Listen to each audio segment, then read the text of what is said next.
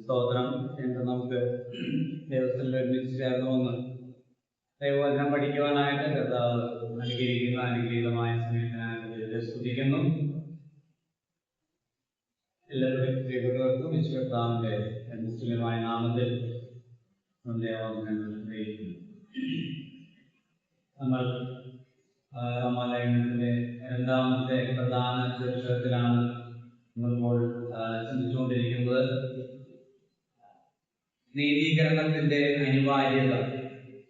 1-ാം അധ്യായത്തിന്റെ 18 മുതൽ 3-ാം അധ്യായത്തിന്റെ 20 വരെയുള്ള വാക്യങ്ങളാണ് നീതീകരണത്തിന്റെ അനിവാര്യത എന്നുള്ള തലക്കെട്ടിൽ നാം ചിന്തിക്കുന്നത്. നീതീകരണത്തിന്റെ അനിവാര്യത എന്താണ്? എന്തുകൊണ്ടാണ് നീതീകരണം ആവശ്യമായിരിക്കുന്നത്? മനുഷ്യൻ പാപിയാണ് എന്നുള്ളത് കൊണ്ടാണ്.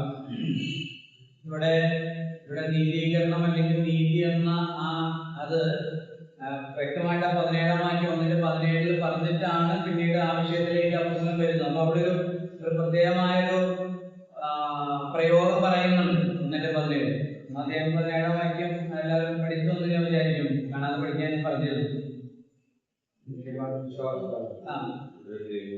അതിൽ അപ്പോ എങ്ങനത്തെ നീതിയാണ്? ഏത് നീതിയാണ്? ദൈവത്തിന്റെ നീതി. അപ്പോൾ ഈ നീതീകരണത്തിലെ ഏറ്റവും പ്രധാനപ്പെട്ട ഒരു കാര്യമാണ് ദൈവത്തിന്റെ നീതി. ദൈവത്തിന്റെ നീതി ഇല്ലാതെ അല്ലെങ്കിൽ ദൈവനീതിക്ക് തത്തുല്യമായ നീതി ഇല്ലാതെ ഒരാൾക്കും ദൈവസന്നിധിയിലേക്കുള്ള പ്രവേശനമില്ല. അപ്പൊ ആ നീതീകരണം, ആ തരത്തിലുള്ള ഒരു നീതീകരണത്തിന്റെ അനിവാര്യത എന്താണെന്ന് ചോദിച്ചാൽ ആ നീതി ആർക്കും ഇല്ല. നീതിമാൻ ആരുമില്ല, ഒരുത്തൻ പോലുമില്ല. അപ്പൊ അതിനെ ഒന്ന് സ്പെസിഫൈ ചെയ്ത് ഒന്ന് പറയുന്നതാണ് ഈ 1:18 മുതൽ 3:20 വരെ. അതിൽ ആരുമില്ല. നീതിമാന്മാരല്ല, ജാതികൾ നീതിമാന്മാരല്ല, അല്ലെങ്കിൽ ജാതികൾ പാപികളാണ്. 1:18 മുതൽ ഒടുവിലത്തെ വാക്യം വരെ. 2-ാം അധ്യായത്തിന്റെ 1 മുതൽ 3:8 വരെ യഹൂദന്മാർ പാപികളാണ്, അല്ലെങ്കിൽ നീതിമാന്മാരല്ല. 2-ാം അധ്യായത്തിൽ കഴിഞ്ഞ ആഴ്ച നമ്മൾ 2-ാം അധ്യായത്തിനോട് പറഞ്ഞു നിർത്തി. 4 കാരണങ്ങൾ യഹൂദന്മാർ പാപികളാണ് എന്നുള്ളതിന് 4 കാരണങ്ങൾ നിരത്തി. എന്താണ് ഒന്നാമത്തെ കാരണം? യഹൂദന്മാർ പാപികളാണെന്ന് പറയാനുള്ള ഒന്നാമത്തെ കാരണം എന്താ? അവർ മറ്റുള്ളവരെ വിധിക്കുന്നു. എന്നിട്ട് അതേ കാര്യം അവർ ചെയ്യുന്നതിനാൽ അവർ കുറ്റക്കാരാണെന്ന് അല്ലെങ്കിൽ തെറ്റുകാരാണെന്ന് അവരുടെ വിധിയാൽ തന്നെ, അവരുടെ വാക്കിനാൽ തന്നെ ഉറപ്പാക്കുന്നു. 2-ാമത്തെ കാരണം ദൈവത്തിന്റെ അനുഗ്രഹങ്ങൾ ഒരിക്കലും അവർ പാപികളല്ല എന്നുള്ള സർട്ടിഫിക്കറ്റ് കൊടുക്കുന്നില്ല, മറിച്ച് അവർ മാനസാന്തരപ്പെടണമെന്നേ ആവശ്യപ്പെടുന്നുള്ളൂ. 3-ാമത്തെ കാരണം ദൈവം ന്യായപ്രമാണം അവർക്ക് കൊടുത്തതിനാൽ അവർ ചിന്തിച്ചെന്താണ്? അവർക്ക് ഇനി ന്യായവിധി ഇല്ല എന്നുള്ളതാണ്. 12-ാം വാക്യം എന്താണ്? ന്യായപ്രമാണം ഉള്ളവരെ ന്യായപ്രമാണത്തോടു കൂടെ വിധിക്കും, ന്യായപ്രമാണം ഇല്ലാത്തവരെ ന്യായപ്രമാണം കൂടാതെ വിധിക്കും. ന്യായപ്രമാണം ഉള്ളത് കൊണ്ട് പാപികളല്ല എന്നില്ല, പാപികളാണ്. അതിന് തെളിവാണ് പറഞ്ഞു. ന്യായപ്രമാണത്തിൽ പറഞ്ഞിരിക്കുന്നതൊക്കെ നിങ്ങൾ എന്ത് ചെയ്യുന്നു? ലംഘിക്കുന്നു. 4-ാമത്തെ കാരണം പരിച്ഛേദന ഏറ്റതിനാൽ അവർ ചിന്തിക്കുന്ന ഒരു കാര്യമുണ്ട്. ഹൃദയത്തിൽ ന്യായപ്രമാണവും അല്ലെങ്കിൽ എന്താണ് സിരകളിൽ അബ്രഹാമിന്റെ രക്തവും ശരീരത്തിൽ പരിച്ഛേദനയുടെ അടയാളമുള്ള ഞങ്ങളൊക്കെ നല്ലവരും വിശുദ്ധന്മാരുമാണ്. ഈ ജാതികളാണ് ആര്? പാപികൾ. അവര് എന്താ വിളിക്കുന്ന ജാതികളെ? പുറജാതി നായ്ക്കൾ എന്നാണ് വിളിക്കുന്നത്. പുറജാതി നായ്ക്കൾ. ഇപ്പൊ ഞങ്ങൾ നല്ലവരാണ്. അല്ല, നിങ്ങൾ നല്ലവരല്ല. ആരാണ് ശരിയായ യഹൂദൻ? പരിച്ഛേദന ഏറ്റതിനാൽ എന്തേ ഗുണമുള്ളൂ? പരിച്ഛേദന ഏൽക്കുന്നതിനാൽ ശുദ്ധനാകുന്നില്ല. പിന്നെ എന്താ അവിടെ പറയുന്നത്? പരിച്ഛേദന ഏറ്റതിനാൽ ന്യായപ്രമാണം മുഴുവൻ അനുഷ്ഠിക്കണം. അനുഷ്ഠിക്കാൻ അവനെന്താ? കടംപെട്ടവനാണ്. അത്രേ ഉള്ളൂ, കടംപെട്ടവനാണ്. അപ്പോൾ യഥാർത്ഥ പരിച്ഛേദന എന്താണെന്ന് അവിടെ പറഞ്ഞു. എന്താ? ആത്മാവിലുള്ള പരിച്ഛേദന, ഹൃദയത്തിലുള്ള പരിച്ഛേദനയാണ് വേണ്ടത്. അത് അപ്പോ പരിച്ഛേദന ഏറ്റ ഒരാൾ ന്യായപ്രമാണ ലംഘിയായാൽ അവന്റെ പരിച്ഛേദന അഗ്രചർമ്മം എന്നേ വരികയുള്ളൂ. ഓക്കെ, നമ്മൾ ആ ഭാഗം പറഞ്ഞാൽ അതിൽ നിന്ന് ഒരു ചിന്ത ചിന്തിച്ചുകൊണ്ടിരുന്നപ്പോൾ, അതായത് ഈ ശരീരത്തിലാണെങ്കിൽ ഈ പരിച്ഛേദന എടുക്കുമ്പോൾ, സർക്കംസിഷൻ എടുക്കുമ്പോൾ ഒരാൾക്ക് എന്തുണ്ടാവും? വേദന ഉണ്ടാവും അല്ലെ? വേദന എടുക്കും. ആത്മാവിനുള്ള പരിച്ഛേദനയ്ക്ക് എന്തുണ്ട്? വേദനയുണ്ട്. അപ്പൊ നമ്മൾ കഴിഞ്ഞ ആഴ്ച വായിച്ച ഒരു വാക്യമുണ്ട്, കൊലോസ്യർ 2:11.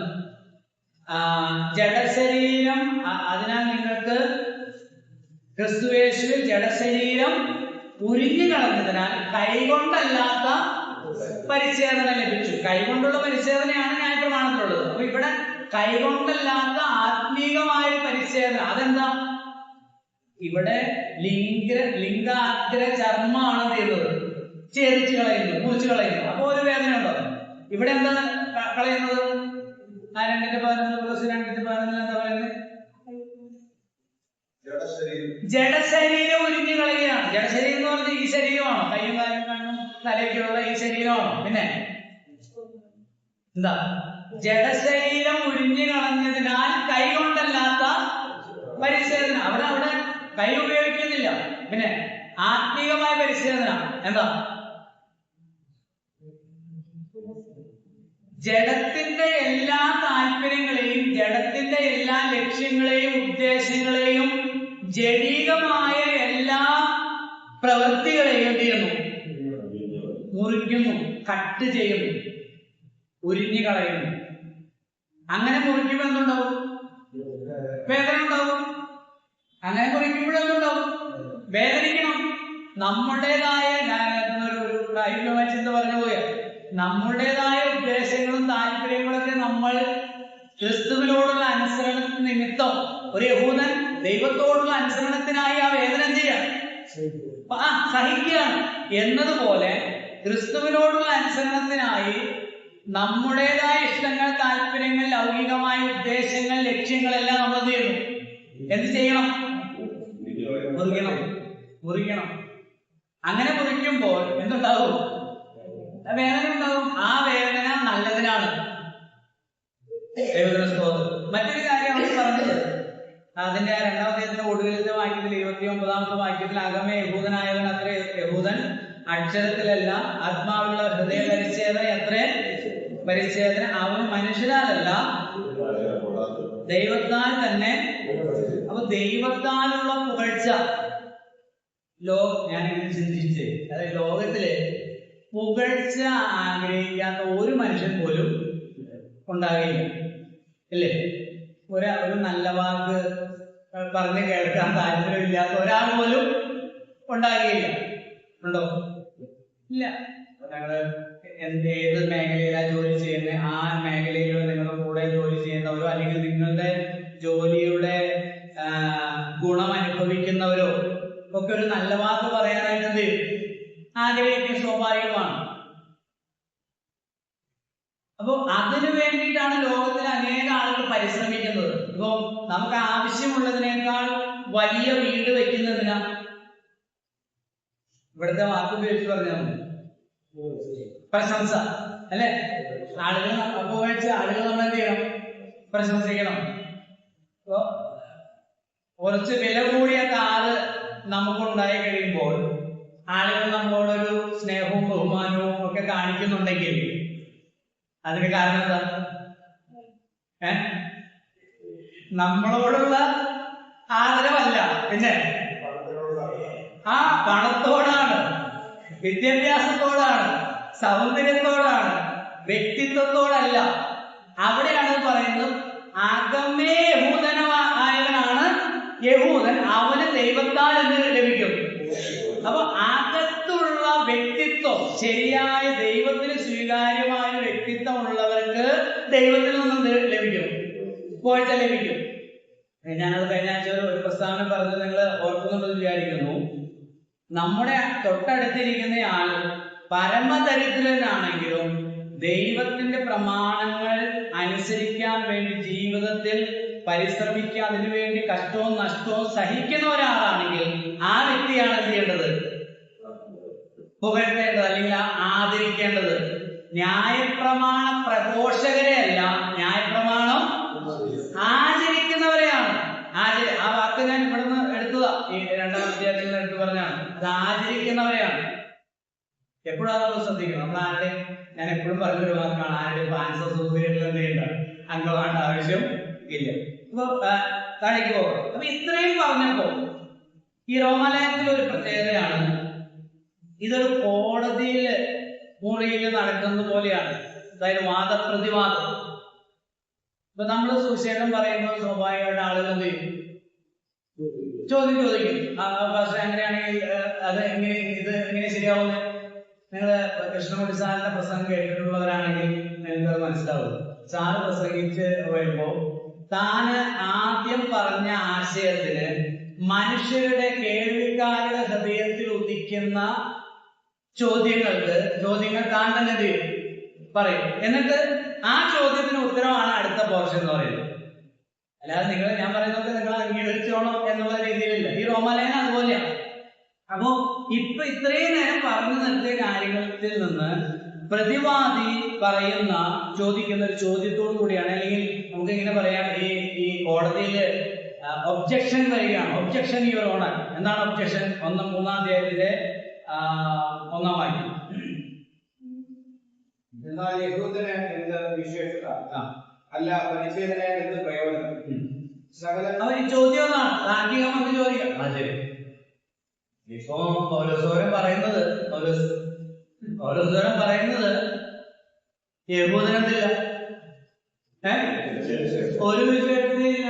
യഹൂദനായിരിക്കുന്നതുകൊണ്ട്, പരിശീലനം ഏൽക്കുന്നതുകൊണ്ട്, ന്യായപ്രമാണം കിട്ടിയതുകൊണ്ടൊന്നും ഒരു കാര്യവും ഇല്ലെന്നല്ലേ താങ്കൾ പറയുന്നത്? അതെന്ത് പരിപാടിയത്? യഹൂദൻ എന്ത് വിശേഷത, അല്ല പരിശീലനയാൽ എന്ത്?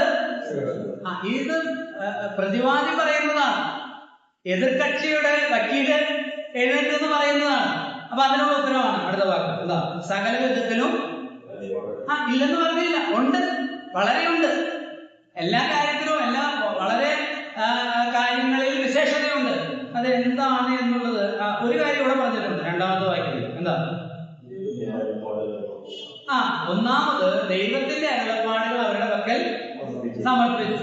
മറ്റു ചില കാര്യങ്ങൾ 9-ാമത്തെ അധ്യായത്തിൽ പറഞ്ഞിട്ടുണ്ട്. 9-ാം അധ്യായത്തിന്റെ 4-5 വാക്യം. 9-ാം അധ്യായത്തിന്റെ 4-5 വാക്യം.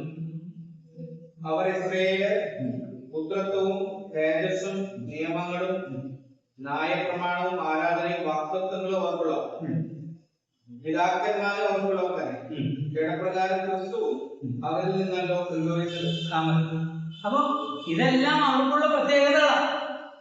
അവർക്ക് പറഞ്ഞിട്ടുണ്ട്. എന്താണ് അവിടെ പറഞ്ഞിരിക്കുന്നത്? അവർ ഇസ്രായേലില് പുത്രത്വം, തേജസ്സും നിയമങ്ങളും ന്യായപ്രമാണവും ആരാധനയും വാഗ്ദത്തങ്ങളും അവർക്കുള്ളത്. പിതാക്കന്മാരും അവർക്കുള്ളവർ തന്നെ. ജഡപ്രകാരം ക്രിസ്തുവും അവരിൽ നിന്നാണ് ചെയ്തത്. കർത്താവ് പറഞ്ഞൊരു വാക്ക് ഇപ്പൊ ഓർമ്മ വരുന്നുണ്ടോ? യോഹന്നാന്റെ സുവിശേഷം 4-ാം അധ്യായം സമരിയ സ്ത്രീയോട് പറഞ്ഞത് എന്താ? രക്ഷ യഹൂദന്മാരുടെ ഇടയിൽ നിന്നല്ലോ വരുന്നത്. അപ്പൊ പ്രാധാന്യതയുണ്ട്, വിശേഷതയില്ലെന്ന് പറയാൻ കഴിയില്ല. അതാണ് അവിടെ പറയുന്നത്. ഈ വാക്കുണ്ട്, ഒരു നാളുമില്ല എന്നുള്ളത് റോമാലയത്തിൽ ആവർത്തിക്കുന്ന ഒരു വാക്കാണ്. അയ്യോ, ഞാനങ്ങനെ അതല്ല ഉദ്ദേശിച്ചത്. പിന്നെ എന്താണ് ഉദ്ദേശിച്ചത്? വിശേഷതയുണ്ട്, യഹൂദന് വിശേഷതയുണ്ട്. പക്ഷെ ഏത് കാര്യത്തിലില്ല? പാപത്തിന്റെ കാര്യത്തിൽ ഇല്ല. പാപിയാണെന്ന വിഷയം വരുമ്പോൾ, പാപത്തിന്റെ വിഷയം വരുമ്പോൾ, അനീതിയുടെ വിഷയം വരുമ്പോൾ യഹൂദനും യവനനും എല്ലാവരും ഒരുപോലെയാണ്. ഓക്കെ, അപ്പൊ അടുത്ത ചോദ്യം വരികയാണ്. ആദ്യത്തെ ചോദ്യം പറഞ്ഞു, യഹൂദൻ എന്താണ് വിശേഷത? നിങ്ങൾ പറയുന്ന അനുസരിച്ച് ഒരു വിശേഷതയും ഇല്ലെന്നാണോ? അപ്പൊ അതിനുത്തരം പറഞ്ഞു, ഉണ്ട്, വിശേഷതയുണ്ട്. അപ്പൊ അടുത്ത ചോദ്യം 3-ാം വാക്യത്തിൽ വീണ്ടും ഒബ്ജക്ഷൻ. എന്താണത്? ചിലർ വിശ്വസിച്ചില്ല എങ്കിൽ അവരുടെ അവിശ്വാസത്താൽ ദൈവത്തിന്റെ വിശ്വസ്തതയ്ക്ക് നീക്കം വരുമോ? അപ്പൊ വീണ്ടും ഉത്തരം എന്താ? ഇല്ല. അപ്പൊ ഇവിടുത്തെ ചോദ്യം എന്താ? ആ 3-ാം വാക്യത്തിലെ ചോദ്യം എന്താണെന്ന് മനസ്സിലായോ? പ്രതിവാദി ഉദ്ദേശിക്കുന്നത് എന്താണെന്ന് മനസ്സിലായോ? 2-ാം അധ്യായത്തിൽ പറഞ്ഞു ന്യായപ്രമാണം ഉള്ളവരല്ല, അത് ആചരിക്കുന്നവരത്ര നീതിമാന്മാർ. അതുപോലെ പരിച്ഛേദന ഏൽക്കുന്നവൻ ന്യായപ്രമാണം ആചരിക്കുന്നില്ലെങ്കിൽ അവന് പരിച്ഛേദന കൊണ്ട് ഒരു പ്രയോജനവും ഇല്ല. അപ്പൊ ഈ പ്രതിവാദി പറയുന്ന ഒരു കാര്യം, അതിപ്പോ എല്ലാവരും അങ്ങനെ അല്ലല്ലോ, ചിലർ അനുസരിക്കുന്നില്ലെങ്കിൽ അല്ലെ? ഒന്നാണ് വായിച്ച്, അതൊന്ന് വായിച്ച് 3-ാം വാക്യം. ചിലർ വിശ്വസിച്ചില്ലെങ്കിൽ അവരുടെ അവിശ്വാസത്താൽ ദൈവത്തിന്റെ വിശ്വസിലേക്ക് വരുമോ? അപ്പൊ എല്ലാവരും അങ്ങനെ അല്ലല്ലോ ബ്രദറെ. നമ്മൾ പറയില്ലേ, എന്തിനാ അത് ജനറലൈസ് ചെയ്തതിനാ? എല്ലാവരും അങ്ങനെയല്ലല്ലോ. ചിലരൊക്കെ ഞങ്ങൾ എടുത്തിട്ട് വിശ്വസിക്കുന്ന നല്ലവരുണ്ട്, ഞങ്ങളിൽ ചിലരൊക്കെ നല്ലവരുണ്ട് എന്ന് യഹൂദൻ പറയുക. അപ്പോ ആ ചോദ്യത്തിന്, ആ എതിർവാദത്തിനുള്ള ഉത്തരമാണ് 4-5 വാക്യം. എന്താണ്? അല്ല, അങ്ങനെയല്ല.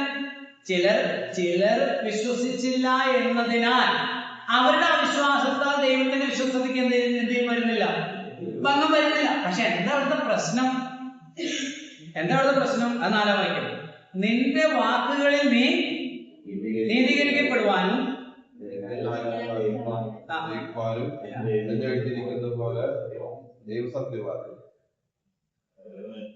എന്നെഴുതിയിരിക്കുന്ന പോലെ ദൈവസത്യവാൻ സകല മനുഷ്യരും ഭോഷ്ക് പറയുന്നവർ എന്നെ 51 സങ്കീർത്തനം 4-ാം വാക്യം ഉദ്ധരിച്ചിരിക്കുന്നു. നമുക്കതൊന്ന് വായിച്ചാൽ കുറച്ചുകൂടെ ക്ലിയർ ആവുന്നില്ല.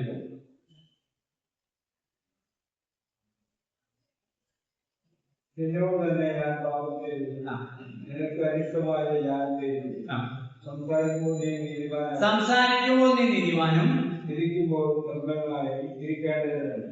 സംസാരിക്കുമ്പോൾ നീ നീതിമാനും വിധിക്കുമ്പോൾ നിർമ്മലനായിട്ട് ഇരിക്കേണ്ടതിന് തന്നെ. അപ്പോ നിന്നോട് തന്നെ ഞാൻ പാപം ചെയ്തു എന്ന് പറഞ്ഞാൽ അതിന്റെ ആ ഉദ്ധരിച്ചിരിക്കുന്ന വാക്യത്തിന്റെ അതിന്റെ കണ്ടന്റ് അവിടെ പറഞ്ഞിട്ടുണ്ട്. 4-ാം വാക്യത്തിനുള്ളിൽ എന്ന് എഴുതിയിരിക്കുന്നത് പോലെ ദൈവം സത്യവാൻ സകല മനുഷ്യരും എന്ന് പറഞ്ഞാൽ എന്താ?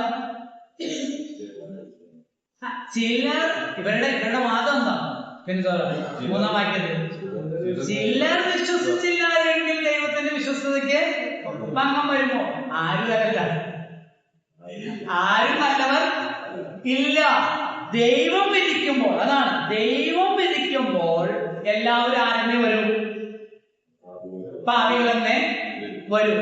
ദൈവം സത്യവാനെന്നും ബാക്കി എല്ലാവരും സകല മനുഷ്യരും ഭോഷ്ക് പറയുന്നവർ എന്ന് പറഞ്ഞാൽ നുണ പറയുന്നവർ എന്നുള്ള അർത്ഥത്തിലല്ല, എല്ലാവരും ദൈവത്തിന്റെ സത്യത്തിന്റെ മുമ്പിൽ നഷ്ടപ്പെട്ടവരാണെന്നേ വരികയുള്ളൂ ദൈവം വിധിക്കുമ്പോൾ. ഓക്കെ, 5-ാം വാക്യം. എന്നാൽ നമ്മുടെ അനീതി ദൈവത്തിന്റെ നീതിയെ പ്രസിദ്ധമാക്കുന്നുവെങ്കിൽ നാം എന്ത് പറയും? ശിക്ഷ നടത്തുന്ന ദൈവം നീതിയില്ലാത്തവനെന്നോ? ഞാൻ മാനുഷ്യ രീതിയിൽ പറയുന്നു, ഒരു നാളുമല്ല. അതായത് ശരി. അപ്പോ ദൈവം വിധിക്കുമ്പോ ദൈവം സത്യവാനാണെന്നും ബാക്കി എല്ലാവരും കുറ്റക്കാരാണ്, ഭോഷ്ക് പറയുന്നവരെന്ന് വരുവാണെങ്കിൽ, അങ്ങനെയാണെങ്കിൽ അതല്ലേ ഇവിടെ പറയുന്നത്. എന്നാൽ നമ്മുടെ അനീതി ദൈവത്തിന്റെ നീതിയെ പ്രസിദ്ധമാക്കുന്നു എങ്കിൽ നാം എന്തു പറയും? ശിക്ഷ നടത്തുന്ന ദൈവം നീതിയില്ലാത്തവരെന്നോ? അപ്പൊ ദൈവത്തിന്റെ നീതിയാണല്ലോ ഈ വിധി പ്രസ്താവത്തിൽ. ദൈവം നല്ലവനാണെന്നും ബാക്കിയുള്ളവരൊക്കെ മോശമാണെന്നാ വരുന്നതെങ്കിൽ അത് എന്ത് വിധിയായിരിക്കും? പിന്നെ എല്ലാവരും മോശമല്ലേ? അടുത്ത വാക്യം കൂടെ അപ്പൊ പറയാം, മനുഷ്യ രീതിയിൽ പറയാം, ഒരു നാളുമല്ല, അല്ലെങ്കിൽ ദൈവം ലോകത്തെ എങ്ങനെ വിധിക്കും? ദൈവത്തിന്റെ സത്യം എന്റെ ഭോഷ്കിനാൽ അവന്റെ മഹത്വത്തിനായി അധികം തെളിവായി എങ്കിൽ എന്നെ പാപി എന്ന് വിളിക്കുന്നത് മനസ്സിലായി? ഏതാം വാക്യം?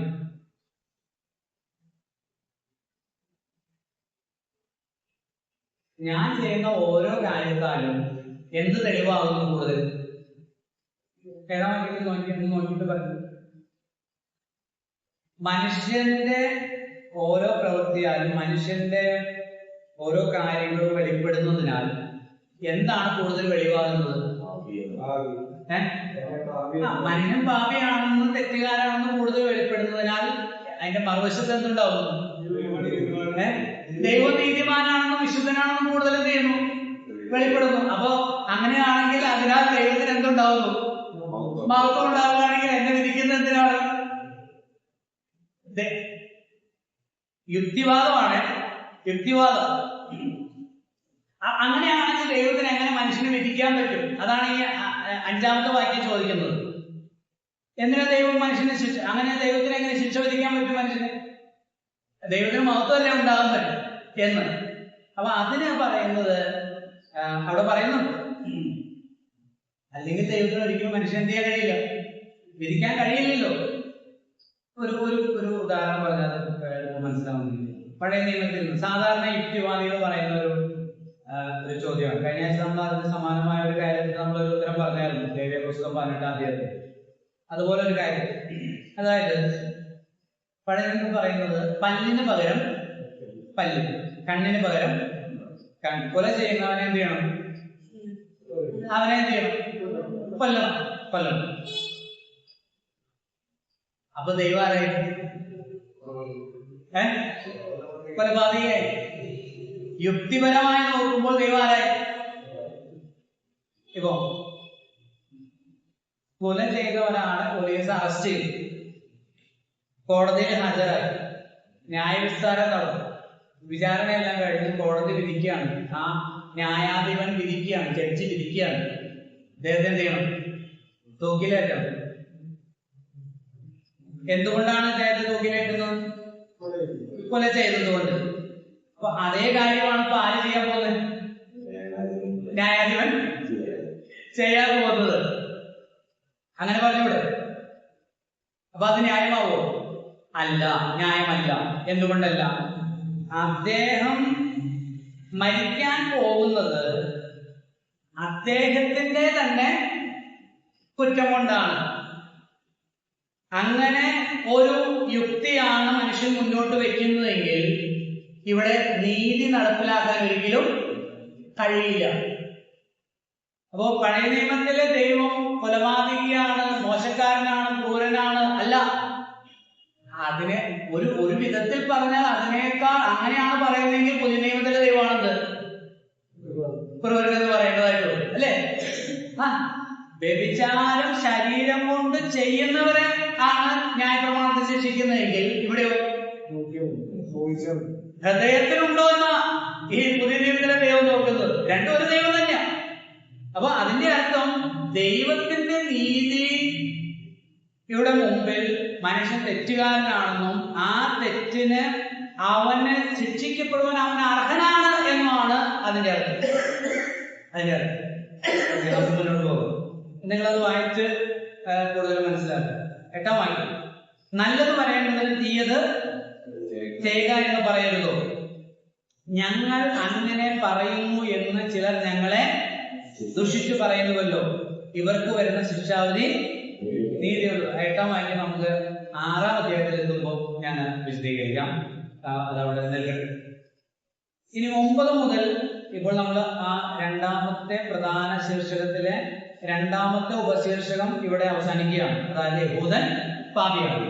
ഇനി 9 മുതൽ 20 വരെയുള്ള വാക്യങ്ങളിൽ, 9 മുതൽ 20 വരെയുള്ള വാക്യങ്ങളിൽ എല്ലാവരും പാപികളാണ്, മുഴു ലോകവും പാപത്തിൽ കീഴിലാണ് എന്നുള്ളതാണ്. 2-ാമത്തെ മേൽശീർഷകത്തിലെ 3-ാമത്തെ ഉപശീർഷകം സബ് പോയിന്റ് ആണ് മുഴു ലോകവും പാപത്തിൽ കീഴിലാണ് എന്നുള്ളതാണ്. സർവ്വലോകവും പാപത്തിന് കീഴിലാണ്. വായിക്കും 9-ാമത്തെ വാക്യം. ആകയാൽ എന്ത് നമുക്ക് വിശേഷതയുണ്ടോ? അശേഷമില്ല. യഹൂദന്മാരും യവനന്മാരും ഒരുപോലെ പാപത്തിൽ കീഴാകുന്നതെന്ന് നാം മുമ്പേ തെളിയിച്ചുവല്ലോ. അപ്പൊ അടുത്ത ചോദ്യം വരികയാണ്, ആകയാൽ എന്ത് നമുക്ക് വിശേഷതയുണ്ടോ? ആർക്ക്? ജാതികൾക്ക്. അപ്പൊ യഹൂദനെ ഇല്ല, അപ്പൊ നമുക്കുണ്ടോ? ഇല്ല. എന്നിട്ട് പറയുകയാണ് അശേഷമില്ല. ഇനി കുറച്ചെങ്കിലും വിശേഷത യഹൂദനുണ്ടെങ്കിലും ആർക്കില്ല? ജാതികൾക്ക് അശേഷമില്ല. യഹൂദന്മാര് യവനന്മാര് ഒരുപോലെ പാപത്തിൽ കീഴാകുന്നു എന്ന് നാം. അപ്പോ നമ്മൾ ആ ശീർഷകം കൊടുത്തത്, ഹെഡിങ് കൊടുത്തത് തെറ്റല്ല. ഏത്? ജാതികൾ പാപികളാണ്, പിന്നെ രണ്ടാമത് യഹൂദന്മാർ പാപികളാണ്. രണ്ടും എന്ത് ചെയ്തു? 8 വരെയുള്ള വാക്യങ്ങൾ എന്ത് ചെയ്തു? തെളിയിച്ചിരിക്കുകയാണ്. എഗ്രി? ഇനി 10 മുതൽ 18 വരെയുള്ള വാക്യങ്ങളെ പഴയ നിയമത്തിൽ നിന്ന് ഉദ്ധരിച്ചിരിക്കുക. വായിച്ചാൽ നീതിമാൻ ആരുമില്ല, ഒരുത്തൻ പോലുമില്ല, ഗ്രഹിക്കുന്നവനില്ല, ദൈവത്തെ അന്വേഷിക്കുന്നവനില്ല, എല്ലാവരും വഴിതെറ്റി ഒരുപോലെ കൊള്ളരുതാത്തവരായിത്തീർന്നു, നന്മ ചെയ്യുന്നവനില്ല, ഒരുത്തൻ പോലുമില്ല. അവരുടെ തൊണ്ട തുറന്ന ശവക്കുഴി, നാവ് കൊണ്ട് അവർ തടിക്കുന്നു, സർപ്പവിഷം അവരുടെ അതരങ്ങൾക്ക് കീഴെയുണ്ട്. അവരുടെ വായിൽ ശാപവും കൈപ്പും നിറഞ്ഞിരിക്കുന്നു. അവരുടെ കാലിൽ രക്തം ചൊരിയുവാൻ ബന്ധപ്പെടുന്നു. നാശവും അരിഷ്ടതയും അവരുടെ വഴികളിലുണ്ട്. സമാധാന മാർഗം അവർ അറിഞ്ഞിട്ടില്ല. അവരുടെ ദൃഷ്ടിയിൽ ദൈവഭയമില്ല എന്നിങ്ങനെ എഴുതിയിരിക്കുന്നു. 19 വാക്യം 19-20 കൂടെ വായിക്കും. ന്യായപ്രമാണം പറയുന്നത് എല്ലാ ന്യായപ്രമാണത്തിൽ കീഴുള്ളവരോട് പ്രസ്താവിക്കുന്നത് നാം അറിയും. അങ്ങനെ ഏതു വായും അടഞ്ഞ് സർവ്വലോകവും ദൈവസന്നിധിയിൽ ശിക്ഷാ യോഗ്യമായി തീരേണ്ടതത്രേ. അതുകൊണ്ട് ന്യായപ്രമാണത്തിന്റെ പ്രവൃത്തികളാൽ ഒരു ജഡവും അവരുടെ സന്നിധിയിൽ നീതീകരിക്കപ്പെടുകയില്ല. ന്യായപ്രമാണത്തിൽ പാപത്തിന്റെ പരിജ്ഞാനം എഴുതുന്നത്. ആ 10 വാക്യം ആരംഭിക്കുന്നത് തന്നെ ഈ 10 മുതൽ 18 വരെയുള്ള വാക്യങ്ങൾ പഴയ നിയമത്തിൽ നിന്ന് കോട്ട് ചെയ്തിരിക്കുന്ന ഉദ്ധരിച്ചിരിക്കുന്ന വാക്യങ്ങൾ. അത് പല ഭാഗങ്ങളിൽ നിന്നാണ് അത് ഉദ്ധരിച്ചിരിക്കുന്നത്. ഞാൻ ആ വാക്യങ്ങളൊന്ന് എഴുതുന്നവർക്ക് വേണ്ടി പറയാം. അല്ല, നിങ്ങൾ വോയിസ് കേട്ട് നോട്ട് തയ്യാറാക്കുന്നവരാണെങ്കിൽ അതിലും നമുക്ക് എടുക്കാവുന്നു. സങ്കീർത്തനം 5-ന്റെ 9-ാമത്തെ വാക്യം, 5-ാം സങ്കീർത്തനം 9-ാം വാക്യം, 10-ാം സങ്കീർത്തനം 7-ാം വാക്യം, 14-ാം സങ്കീർത്തനം 1 മുതൽ 3 വരെ, 14-ാം സങ്കീർത്തനം 1 മുതൽ 3 വരെ, 36-ാം സങ്കീർത്തനം 1-ാം വാക്യം, 36-ാം സങ്കീർത്തനം 1-ാം വാക്യം, 140-ാം സങ്കീർത്തനം 3-ാം വാക്യം, സങ്കീർത്തനം 140-ന്റെ 3, സഭാപ്രസംഗി 7-ന്റെ 20, സഭാപ്രസംഗി 7-ന്റെ 20, യെശയ്യാപ്രവാചകന്റെ പുസ്തകം 59-ാം അധ്യായം 7-8 വാക്യങ്ങൾ. യെശയ്യാപ്രവാചകന്റെ പുസ്തകം 59-ാം അധ്യായം 7-8 വാക്യങ്ങൾ. ഇത്രയും ഭാഗത്തു നിന്ന്, അതായത് ന്യായപ്രമാണത്തിലെ പല ഭാഗങ്ങളിൽ നിന്നാണ് ഈ വാക്യങ്ങൾ ഇവിടെ ഉദ്ധരിച്ചിരിക്കുന്നത്. അത്രയും വാക്യങ്ങളിൽ നിന്ന് അപ്പോസ്തലൻ മുന്നോട്ട് വയ്ക്കുന്ന ആശയം എന്താ? എന്താണ് ആശയം? നീതിമാൻ ആരുമില്ല. അതെങ്ങനെയാ അത്രയും ഭാഗത്തുനിന്ന് നീതിമാൻ ആരുമില്ല എന്ന് പറയാൻ കഴിയുക? അത് 19-ാം വാക്യത്തിലുണ്ടത്. നോക്കിയേ, 19-ാം വാക്യം നോക്കി. ന്യായപ്രമാണം പറയുന്നതെല്ലാം ന്യായപ്രമാണത്തിന് കീഴുള്ളവരോട് പ്രസ്താവിക്കുന്നു എന്ന് നാം അറിയുന്നു. അപ്പോൾ ന്യായപ്രമാണം പറയുന്നത് എന്താണ്? ആ പറഞ്ഞതിന്റെ അർത്ഥം എന്താ? ഈ 19-ാം വാക്യത്തിലെ ആദ്യത്തെ പോർഷന്റെ അർത്ഥം എന്താ?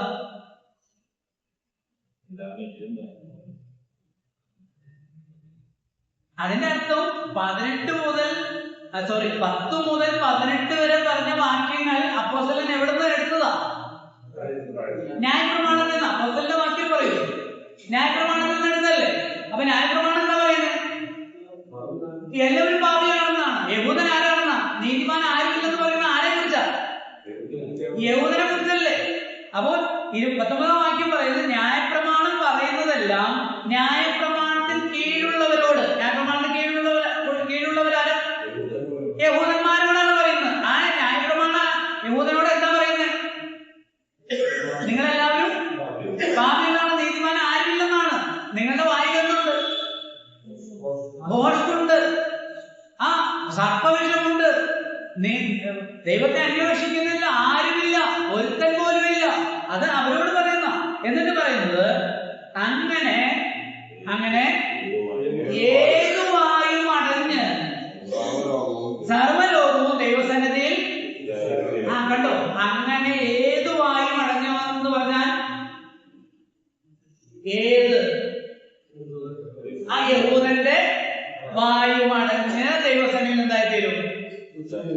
ഇന്ന് നമ്മൾ ദുരുഷേടൊക്കെ പറയാനായിട്ട് അവരുടെ അടുക്കൽ പോയി ദുരുഷേടൊക്കെ പറയുമ്പോൾ എന്തെല്ലാം യുക്തിയാണെന്ന് പറയുന്നു, എന്തെല്ലാം എതിർപ്പുകൾ, വിരോധങ്ങൾ ഒക്കെ ആളുകൾ പറയും. അന്ന് പറയാൻ പറ്റുമോ? വിധി ദിവസത്തിൽ, അന്ത്യവിധിയിൽ പറയാൻ പറ്റുമോ? അയ്യോ, അന്ത്യവിധിയിൽ വാ തുറക്കാൻ പറ്റില്ല എന്ന് പറഞ്ഞാൽ ദൈവം ബലം പിടിച്ച് വായ അടപ്പിച്ചു വയ്ക്കുമെന്നുള്ളതല്ല. ജോൺസന്റെ മുമ്പിൽ, ഒരു സാധാരണക്കാരനായ ഒരു വിശ്വാസിയുടെ മുമ്പിൽ യുക്തി പറഞ്ഞോ അല്ലെങ്കിൽ എതിർപ്പ് പറഞ്ഞോ അവന്റെ വായ അടയ്ക്കാൻ പറ്റും? ദൈവത്തിന്റെ മുമ്പിൽ നിൽക്കുമ്പോൾ ദൈവത്തിന്റെ സത്യം എന്ത് തെളിയിക്കും? ഈ നിൽക്കുന്നയാള് ഭോഷ്കാണ്, നീതികെട്ടവനാണെന്നുള്ളത് പ്രത്യക്ഷമായി തെളിയുന്നതിനാൽ അവിടെ പ്രത്യേകിച്ച് എഴുതി പറയുന്നൊന്നും വേണ്ട, തെളിവ് കൊണ്ടുവരുമൊന്നും വേണ്ട. ആ നിൽപ്പിൽ തന്നെ അത് തെളിയിക്കുകയും ഏതു വായും അടഞ്ഞ് സർവലോകവും ദൈവസന്നിധിയിൽ ശിക്ഷായോഗ്യരായിത്തീരും. പിന്നെ അതുമായി ബന്ധപ്പെട്ട് തന്നെ 20ാമത്തെ വാക്യം, അതുകൊണ്ട് ന്യായപ്രമാണത്തിന്റെ പ്രവൃത്തികളാൽ ഒരു ജഡവും ദൈവസന്നിധിയിൽ നീതീകരിക്കപ്പെടുന്നില്ല. ഏതുകൊണ്ട്? എല്ലാവരും അടയുന്നത് കൊണ്ട്. ന്യായപ്രമാണം പറയുന്നത് നീതിമാൻ ആരുമില്ല, ന്യായപ്രമാണത്തിന്റെ കീഴിലിരിക്കുന്നവർ നീതിമാന്മാരല്ല, നീതികെട്ടവരാണ് ആരുമില്ല എന്ന് പറയുമ്പോൾ അതിന്റെ അർത്ഥം നിങ്ങൾ ചെയ്ത പ്രവൃത്തികളാൽ നിങ്ങൾക്ക് എന്തില്ല? ന്യായപ്രമാണ അനുഷ്ഠാനത്താൽ നിങ്ങൾക്ക് എന്ത് കിട്ടിയിട്ടില്ല? നീതി കിട്ടിയിട്ടില്ല. നീതി അതല്ലേ വാക്യം. അതുകൊണ്ട് ന്യായപ്രമാണത്തിന്റെ പ്രവൃത്തികളാൽ ഒരു ജഡവും ദൈവസന്നിധിയിൽ നീതീകരിക്കപ്പെടുകയില്ല. ന്യായപ്രമാണത്താൽ പാപത്തിന്റെ അറിവാണ് ഉണ്ടാകുന്നത്, പരിജ്ഞാനമാണ്. അതിന് നമുക്ക് പിന്നീട് വിശദീകരിക്കും. ഇപ്പോൾ അവിടെ പ്രസ്താവിച്ചു 23ാം വാക്യത്തിനോട് ചേർന്ന് പറയാവുന്നതാണ്, നമുക്കറിയാവുന്ന വാക്യം. എന്താ ഒരു വ്യത്യാസം എന്ന് പറഞ്ഞാൽ? അതാണ് അതിന്റെ അർത്ഥം. എന്താ ഒരു വ്യത്യാസം എന്ന് പറഞ്ഞാൽ? യഹൂദനൊന്നും വ്യത്യാസമില്ല, യവനൊന്നും വ്യത്യാസമില്ല. നമുക്കെങ്ങനെ പറയാം? കറുത്ത ഭാവിയൊന്നുമില്ല.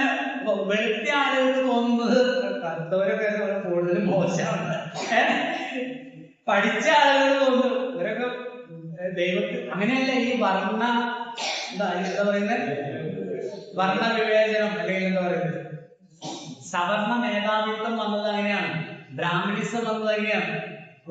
വെളുത്തവർക്ക് തോന്നുന്നതാണ് ഇത്, നീയൊന്നും വേദം വായിക്കാനോ കേൾക്കാനോ നിൽക്കുന്നില്ല, ഞങ്ങളുടെ ദൈവത്തോട് അടുത്ത ആളുകൾ, നിങ്ങളൊക്കെ ബോധപ്പെട്ട ആളുകൾ. അപ്പൊ ഞാനിത് സാധാരണ വടക്കേതിലേക്ക് പോകുമ്പോൾ ഞാൻ പറയുന്നൊരു കാര്യം, അപ്പൊ നീ പറയാണ് കറുത്തവൻ ഭാവിയാണ്, അത് കറുത്ത ഭാവിയും ഇത് വെളുത്ത ഭാവിയും, അത്രേ ഉള്ളൂ. അത് പഠിച്ച ഭാവിയും ഇത് പഠിക്കാത്ത ഭാവിയും, അത്രേ ഉള്ളൂ. ഇത് കാശുള്ള ഭാവിയും കാശില്ലാത്ത ഭാവിയും, അത്രേ വ്യത്യാസമുള്ളൂ. അതാണ് അവിടെ പറയുന്നത്. ഒരു വ്യത്യാസവുമില്ല, രണ്ടു കൂട്ടരും ഭാവികളാണെന്ന് തെളിയിച്ചു കഴിഞ്ഞു, ഒരു വ്യത്യാസമില്ല.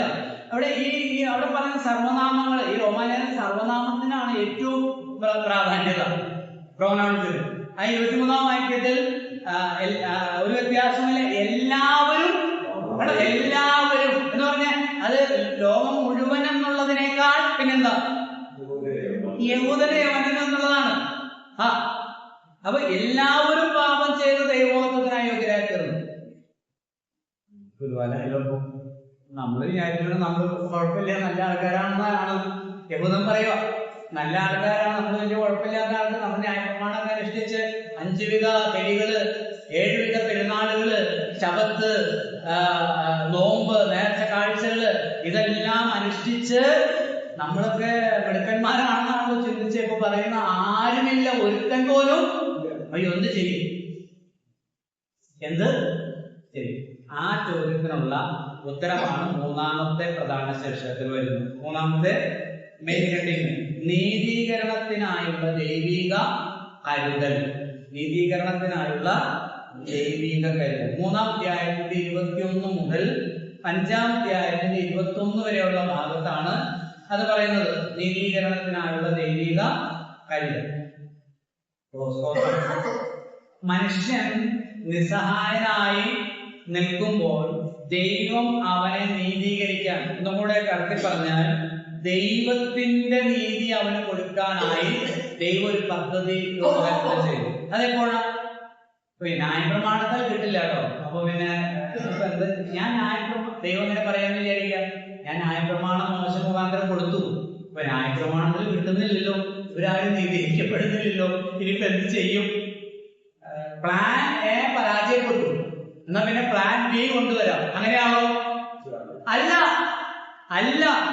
ദൈവം മുന്നമേ നിശ്ചയിച്ച സകല മനുഷ്യർക്കും ദൈവത്തിന്റെ നീതി കൊടുക്കാനായി ദൈവം മുന്നമേ പ്ലാൻ ചെയ്ത ആ പ്ലാൻ, ദൈവത്തിന്റെ പൂർണ്ണമായ നിർണയം അതിവിടെ ദൈവം കൊണ്ടുവരികയാണ്. മനുഷ്യൻ നീതീകരിക്കുക. 21 മുതൽ 24 വരെയുള്ള വാക്യങ്ങൾ നമുക്ക് വായിക്കാം. ഒരു സെക്കൻഡ്. അപ്പോൾ ഈ മൂന്നാമത്തെ ശേഷമാണ് നീതീകരണത്തിനായുള്ള ദൈവിക കരുതൽ. അതിനെ നമ്മൾ ഒരു മൂന്നായിട്ട് വീണ്ടും തിരിക്കുകയാണ് പഠനത്തിന്റെ എളുപ്പത്തിനായിട്ട്. ആദ്യത്തെ ഭാഗം വിശ്വാസത്താലുള്ള നീതീകരണം, അല്ലെങ്കിൽ നീതീകരണം വിശ്വാസത്താൽ. 3:21 മുതൽ 31 വരെയുള്ള വാക്യങ്ങളാണ്. 3-ാം അധ്യായത്തിന്റെ 21 മുതൽ 31 വരെയുള്ള ഭാഗമാണ്, അല്ലെങ്കിൽ ആ അധ്യായത്തിന്റെ ഒടുവിലത്തെ വാക്യം വരെയുള്ള ഭാഗമാണ് വിശ്വാസത്താലുള്ള നീതീകരണം, ഒന്നാമത്തെ ഉപശീർഷകം. ഈ ഭാഗമാണ് റോമാലേഖനത്തിന്റെ ഹൃദയം എന്ന് പറയുന്നത്. റോമാലേഖനത്തിന്റെ ഹൃദയം ഈ 3:21 മുതൽ 31 വരെയുള്ള ഭാഗം. നമുക്ക് വായിക്കാം. 4 വാക്യങ്ങൾ വായിക്കാം. 21 മുതൽ. ഇപ്പോഴോ ദൈവത്തിന്റെ നീതി വിശ്വസിക്കുന്ന എല്ലാവർക്കും യേശു ക്രിസ്തുവിനെ വിശ്വാസത്താലുള്ള ദൈവനീതി തന്നെ ന്യായപ്രമാണം കൂടാതെ വെളിപ്പെട്ടു വന്നിരിക്കുന്നു. അതിന് ന്യായപ്രമാണം പ്രവാചകന്മാരും സാക്ഷ്യം പറയും. ഒരു വ്യത്യാസവുമില്ല. എല്ലാവരും പാപം ചെയ്ത് ദൈവതേജസ്സില്ലാത്തവരായിട്ട് അവന്റെ കൃപയാൽ ക്രിസ്തു യേശുവിനെ വീണ്ടെടുക്കും മൂലം സൗജന്യമായിട്ട് നീതീകരിക്കപ്പെടുന്നത്. 21-ാം വാക്യം. ഇപ്പോഴോ ദൈവത്തിന്റെ നീതി വിശ്വസിക്കുന്ന എല്ലാവർക്കും അർത്ഥമുണ്ട്. അതിന്റെ ആ ബാക്കിയുള്ള വാക്കുകളുടെ അടിയിലല്ല, അവിടെയാണ് വരയ്ക്കേണ്ടത്. എവിടെ? എല്ലാവർക്കും യേശു ക്രിസ്തുവിന്റെ വിശ്വാസത്താലുള്ള ദൈവനീതി തന്നെ. 2-ാം പ്രാവശ്യം വീണ്ടും ആവർത്തിക്കുക. തുടക്കത്തിലുണ്ടായിരുന്നു ഇപ്പോഴോ ദൈവത്തിന്റെ നീതി, ഇവിടെ വീണ്ടും ആവർത്തിക്കുക. യേശു ക്രിസ്തുവിന്റെ വിശ്വാസത്താലുള്ള ദൈവനീതി തന്നെ ന്യായപ്രമാണം കൂടാതെ വെളിപ്പെട്ടു വരുന്നു.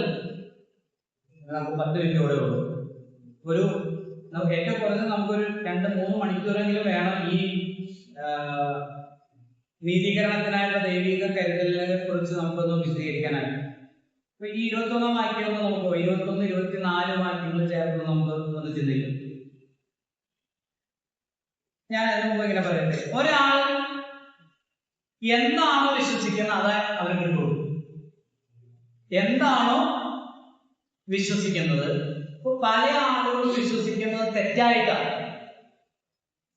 ചിലര് വിശ്വസിക്കുന്നത് എനിക്ക് രോഗസൗഖ്യം കിട്ടും, എന്റെ കഷ്ടതകളും പ്രയാസങ്ങളൊക്കെ മാറും, എനിക്ക് എന്താ പറയുന്നത് ഉയർച്ച ഉണ്ടാകും, അത് കിട്ടും. എന്നാൽ ദൈവനീതി കിട്ടണമെങ്കിൽ വളരെ സ്പെസിഫിക് ആയിട്ട് പറഞ്ഞിട്ടുണ്ട്. ഈ വിശ്വാസം വളരെ സ്പെസിഫിക് ആയിരിക്കണം. വേണോ വേണ്ടയോ? എന്തെങ്കിലും വിശ്വസിച്ചാൽ മതിയോ? ഇപ്പൊ കർത്താവ് വിശ്വസിച്ച എന്തോരം ആളുകളാണ് നരകത്തിൽ പോകുന്നത്. പക്ഷെ അവരെന്തുകൊണ്ട് പോകുന്നു? അവര് ഈ കാര്യത്തിന് വേണ്ടി, പാപമോചനത്തിന് വേണ്ടി, ദൈവനീതിക്ക് വേണ്ടി എന്ത് ചെയ്തില്ല? വിശ്വസിച്ചില്ല. അതിനായിട്ട് അവരെന്ത് ചെയ്തില്ല? വിശ്വസിച്ചില്ല. അവർ പലപ്പോഴും രോഗസൗഖ്യം കൊടുക്കുന്ന അല്ലെങ്കിൽ കഷ്ടത മാറ്റുന്ന യേശുവിനാണ് വിശ്വസിച്ചത്. ഞങ്ങളോ ക്രൂശിക്കപ്പെട്ട ക്രിസ്തുവിനെ. ഇവിടെ പറയുമ്പോ ഇപ്പോഴോ ദൈവത്തിന്റെ നീതി വിശ്വസിക്കുന്ന എല്ലാവർക്കും യേശു ക്രിസ്തുവിന്റെ വിശ്വാസത്താലുള്ള ദൈവനീതി. 24 വാക്യം നോക്കി. അവന്റെ കൃപയാൽ ക്രിസ്തുവേശുവിന്റെ വീണ്ടെടുപ്പ് മൂലം സൗജന്യമായി നീതീകരിക്കപ്പെടുന്നു. അപ്പോ നീതീകരണത്തിനായി, ആ നീതീകരണം എന്നുള്ള വാക്കിന് പര്യായ പദങ്ങൾ നമ്മൾ കൂട്ടിച്ചേർക്കുകയാണ്. നീതീകരണത്തിന് പര്യായ പദങ്ങൾ, പുതിയ നിയമത്തിലെ പര്യായ പദങ്ങൾ ഏതൊക്കെയാണ്? നീതീകരണത്തിനായി അല്ലെങ്കിൽ ആത്മരക്ഷയ്ക്കായി, വീണ്ടും ജനനത്തിനായി, പാപമോചനത്തിനായി ഉള്ള മാർഗം എന്താ? ഈ 21ഉം 24ഉം വാക്യങ്ങൾ വെച്ചിട്ടൊന്ന് പറയാവോ? അതിന് കറക്റ്റ് ആയിട്ട് സോറ്റീരിയോളജിയുടെ അല്ലെങ്കിൽ രക്ഷാതത്വശാസ്ത്രത്തിന്റെ ക്രമം അനുസരിച്ച് 3 വാക്കുകളാണ് രക്ഷയോട് ബന്ധപ്പെട്ട ഏറ്റവും പ്രധാനപ്പെട്ട 3 വാക്കുകൾ. ഒന്ന് കൃപ, 2 വിശ്വാസം,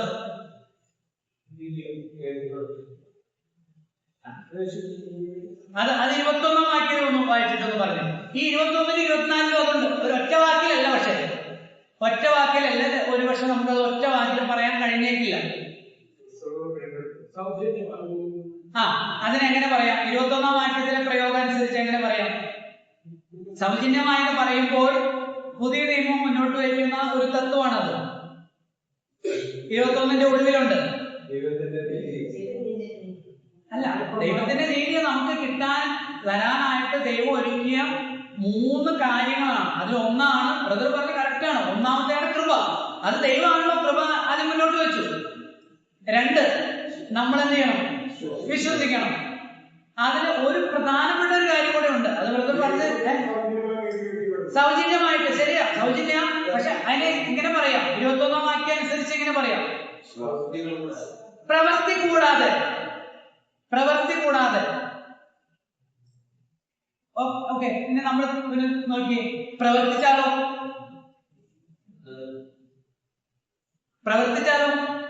അവിടെ 21 വാക്യത്തിൽ പറഞ്ഞിരിക്കുന്ന ഇപ്പോഴോ ദൈവത്തിന്റെ നീതി വിശ്വസിക്കുന്ന ഏവർക്കും യേശുക്രിസ്തുവിലുള്ള വിശ്വാസം മൂലം ആ ദൈവനീതി തന്നെ ന്യായപ്രമാണം കൂടാതെ എന്ന് പറഞ്ഞാ പ്രവൃത്തി കൂടാതെ. അല്ല, ഞാൻ ദൈവത്തിന്റെ കൃപയെ ഞാൻ അംഗീകരിക്കുന്നു, ഞാൻ വിശ്വസിക്കുന്നു. യേശു കുരിശിൽ മരിച്ചത് പാപികൾക്ക് വേണ്ടിയിട്ടാണ്, പാപികൾക്ക് വേണ്ടിയാണ് യേശു മരിച്ചതെന്ന് വിശ്വസിക്കുന്നു. പക്ഷെ പാപമോചനത്തിനുള്ള കർമ്മങ്ങൾ കൂടെ ഞാൻ ചെയ്യും. ഇപ്പൊ ഒരു യഹൂദൻ പറയുക, യഹൂദനുമായി ബന്ധപ്പെട്ടാണല്ലോ ഇത് എഴുതിയിരിക്കുന്നത്. യഹൂദൻ പറയുക, അല്ല, ഞാൻ 5 വിധയാഗങ്ങൾ അർപ്പിക്കാം, ഹോമയാഗം, പാപയാഗം, വൃത്തിയാഗം, സമാധാനയാഗം ഞാൻ അർപ്പിക്കാം. കിട്ടുമോ? അങ്ങനെ അർപ്പിച്ചാൽ അവൻ എന്ത് ചെയ്യുന്നു? പ്രവർത്തിക്കുന്നു. പ്രവൃത്തിയിലൂടെ അവൻ എന്ത് ചെയ്യുന്നു? ദൈവത്തിന്റെ കൃപയെ അനാദരിക്കുന്നു, വൃഥാവാക്കുന്നു. ഗലാത്യലേഖനം 2-ാം അധ്യായത്തിലെ 16 മുതലുള്ള വാക്യങ്ങൾ പ്രകാരം ഒടുവിലത്തെ വാക്യം 21 വാക്യം, ഞാൻ സാധാരണ പ്രധാനത്തെ വാക്യം ഞാൻ പറയാറുണ്ട്. ഗലാത്യലേഖനം 2:21, ഞാൻ ദൈവത്തിന്റെ കൃപയെ വൃഥാവാക്കുന്നില്ല. ന്യായപ്രമാണത്താൽ നീതി ലഭിക്കുന്നുവെങ്കിൽ ക്രിസ്തു മരിച്ചത് വെറുതെയല്ലോ.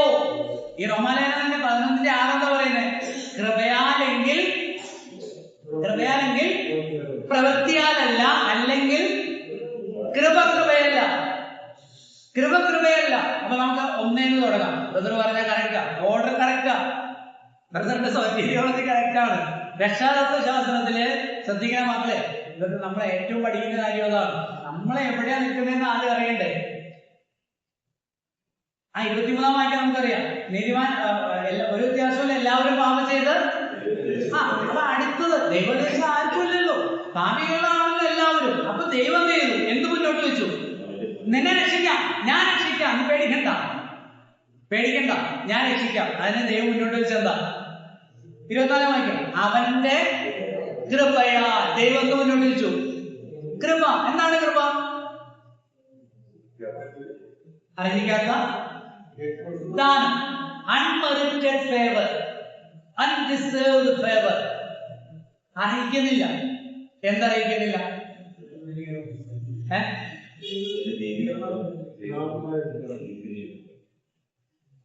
നാം എന്തർഹിക്കുന്നില്ല? മറ്റു പറഞ്ഞ ഒന്നും ദൈവത്തിൽ നിന്ന് ഒന്നും ചെയ്യുന്നില്ല. സ്വർഗം അർഹിക്കുന്നില്ല. ദൈവികമായ ഒരു നന്മയും നമ്മൾ അർഹിക്കുന്നില്ല. ദൈവത്തിന്റെ സന്നിധിയിൽ നിൽക്കാനുള്ള യോഗ്യതയില്ല, അർഹത ഇല്ല. മരണാനന്തരം ദൈവസന്നിധിയിലേക്ക് ചെല്ലാനായിട്ടുള്ള യോഗ്യതയില്ല, അർഹതയില്ല. അപ്പൊ അവിടെ ദൈവം അർഹതയില്ലാത്തവന്, നമ്മൾ സാധാരണ പറയുന്നതാണല്ലോ ഈ ഗ്രേസ് ആൻഡ് മേഴ്സി. എന്താണ് ദയ, മേഴ്സി? അർഹിക്കുന്നത് തരാതിരിക്കുന്നതാണ് ദൈവത്തിന്റെ ദയ. അപ്പം അർഹിക്കുന്നത് എന്താണെന്ന് ചോദിച്ചാൽ, പാപിയാണെങ്കിൽ എന്താ? അതോട് പറയുന്നത് റോമാലേഖനം 6:23, പാപത്തിന് ശമ്പളം മരണമാണ്, നിത്യമായ നരകമാണ് അർഹിക്കുന്നത്. അത് തരുന്നില്ല. അത് ആർക്ക് കൊടുത്തു? ക്രിസ്തുവിന് കൊടുത്തു. ആ വാക്യത്തിലുണ്ട് 24, അവന്റെ കൃപയാൽ ക്രിസ്തുവേശുവിങ്കലെ വീണ്ടെടുപ്പ് മൂലം. യേശു ക്രിസ്തുവിൽ വീണ്ടെടുപ്പ് ഒരുക്കി. എങ്ങനെ? അതാണ് ദൈവത്തിന്റെ കൃപ എന്ന് പറയുന്നത്. ദൈവത്തിന്റെ കൃപയെ ദൈവം പ്രദർശിപ്പിച്ചിരിക്കുന്ന ഇടമാണ് കാൽവരി ക്രൂശ്. ആ യേശു ക്രിസ്തുവിൽ എനിക്ക് വീണ്ടെടുപ്പ്, എനിക്ക് പാപമോചനം, പാപത്തിന്റെ ശിക്ഷയിൽ നിന്നുള്ള വിടുതൽ ദൈവം ഒരുക്കി. അതാണ് ദൈവത്തിന്റെ കൃപ എന്ന് പറയുന്നത്. ആ കൃപ എന്ന് പറയുന്നത് മനസ്സിലാക്കാൻ എളുപ്പം ഒരു ഉദാഹരണം. പഠിക്കും +2. പണ്ട് ഞങ്ങളൊക്കെ പഠിക്കുന്ന കാലത്ത് SSLCക്ക് പഠിക്കുമ്പോൾ ജയിക്കാൻ 210 മാർക്ക് വേണം. അപ്പൊ ഈ ഒരു 190, 180, 200 കിട്ടുന്നവരെ ജയിപ്പിക്കാനായിട്ട് വിദ്യാഭ്യാസ വകുപ്പിന് ഒരു പരിപാടി ഉണ്ടായിരുന്നു. മോഡറേഷൻ. അതിന് വേറൊരു വാക്കുണ്ട് മോഡറേഷൻ.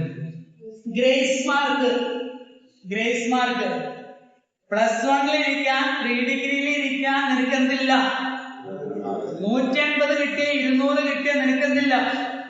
ഈ ഇരിക്കുന്ന എല്ലാവരും 200, 210 താഴെയുള്ളവരാട്ടോ. പറഞ്ഞതിന്റെ അർത്ഥം മനസ്സിലായില്ലേ? ഒരു വ്യത്യാസമില്ല. നോക്കുമ്പോ അവനേക്കാൾ ഇവളെക്കാളൊക്കെ നമ്മള് നല്ലവരാണെങ്കിൽ എല്ലാവരും ദൈവദേശത്തിന്റെ ആണ്. അപ്പൊ ഈ 180ഉം 200ഉം കിട്ടിയവന് +1 അല്ലെങ്കിൽ പ്രീ ഡിഗ്രിയിൽ ഇരിക്കാൻ യോഗ്യതയില്ല. പക്ഷെ അവനോട് എന്ത് കാണിച്ചു? അവൻ എന്ത് കൊടുത്തു? Grace mark. എന്താണ് ഗ്രേസ്?